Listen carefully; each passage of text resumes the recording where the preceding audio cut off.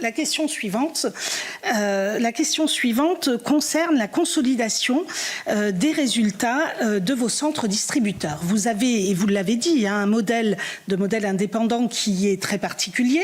Alors vous dites qu'il est un peu singulier, mais qui quand même commence à être un peu copié, je trouve, ou en tout cas on voit bien que les modèles intégrés ont tendance à se désintégrer pour devenir de plus en plus indépendants.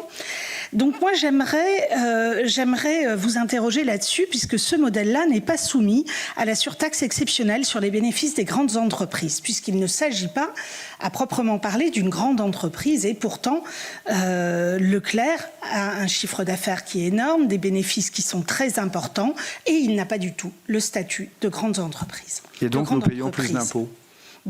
Et donc en cumul, nous payons plus d'impôts. Alors, parce que n'étant pas une grande entreprise, on ne peut pas déduire les déficits des bénéfices.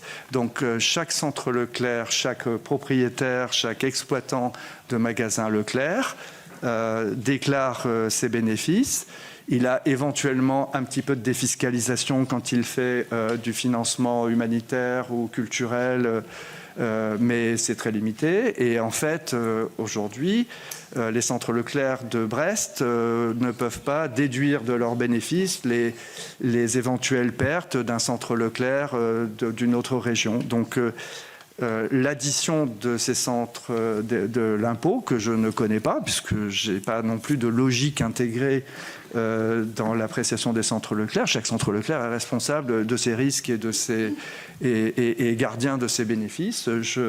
Ils ne peuvent pas bénéficier des déductions fiscales et des grands groupes. Et par rapport aux salariés, puisqu'en fait, c'est aussi, il y a aussi des impacts sur les salariés, puisque les salariés ne sont pas soumis aux mêmes règles, leur nombre n'est pas le même, puisqu'il est propre à chaque magasin, il n'est pas consolidé, ce qui empêche effectivement une organisation collective des salariés, une négociation qui soit une négociation centralisée.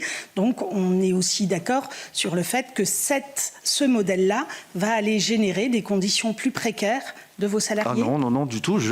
C'est une question, monsieur Leclerc. Alors, non, vous n'avez pas posé... C'est une question. Sommes-nous d'accord que ce modèle génère... Très bien. Voilà. Je peux dire, génère-t-il une précarisation des salariés par rapport à d'autres grands groupes intégrés? Alors, d'abord, il suffit d'aller sur Gemini, ChatGPT, Google ou Mistral. Vous verrez quand même que nous ne sommes pas les rois des contentieux sociaux. Les centres Leclerc, parce que mon père était de cette culture-là, a inscrit dans le marbre de la charte Leclerc l'obligation d'intéressement et de participation. Au premier profit et jusqu'à au moins 25% des bénéfices avant impôt, les salariés des centres Leclerc touchent l'intéressement, la participation. Ça représente quelquefois alors la convention des employés dans le secteur de la distribution obtient un 13e mois, mais avec l'intéressement et la participation, j'ai des collaborateurs, des collègues à Nantes, à Concarneau, qui ont des 14, 15, 16 mois de salaire. Et donc, c'est ce qui explique d'ailleurs que nous avons 85 ou 87% de CDI, que je donne beaucoup de médailles du travail c'est symbolique, mais à des salariés qui sont dans la maison quelquefois pendant 30 ans. Et en plus, nous recrutons assez facilement. Enfin, je veux dire, on a des problèmes techniques sur certaines catégories d'emplois. Et donc, mais globalement, on n'arrête pas de créer des emplois. On va encore en créer entre 2700 et 3000 emplois cette année.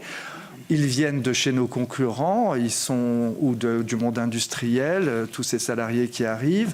A priori, donc ce serait prétentieux de ma part de nous dire vertueux, mais apparemment, il y a une attractivité de Leclerc et nous allons encore bientôt, je ne sais plus, 28 mars ou au mois d'avril, 21 mars, nous lançons la grande rencontre où plus de 40 000, 50 000 demandeurs d'emploi pourront venir, même sans CV, rencontrer le personnel dans chaque magasin, les dirigeants. Et en général, ça marche très bien. On souscrit même en une journée, quelquefois, plus d'1 millier de contrats. Et donc c'est toujours très difficile dans une société bouillonnante et déchirée de mettre en avant sa politique sociale, parce que du coup, vous devenez la cible de tous. Mais non, je suis assez fier de ce que tous les centres Leclerc de France respectent et d'ailleurs ne peuvent obtenir l'agrandissement de leurs magasins, l'ouverture d'un concept d'espace culturel que si ils ont donné cet intéressement et de participation. C'est l'assemblée de leurs collègues qui valide ça, et c'est vraiment, je pense que c'est assez exceptionnel en Europe. Alors ça, c'est mon travail dans la stratégie, de voir comment, avec la robotique, avec l'IA, ça va se structurer, les niveaux d'emploi de demain. On est sur Leclerc 2030-2035, mais aujourd'hui, nous sommes très attractifs. Nous avons plus de 700 cadres à Toulouse, qui travaillent, qui viennent des meilleures universités, de Bangalore, de la London School, de l'Imperial School, et qui viennent travailler avec nous, qui sommes des hommes de terrain, à l'exploitation de l'IA. Ils ne viendraient pas chez nous, ils iraient chez Google, ils iraient chez Mistral, aujourd'hui, si on ne savait pas les payer.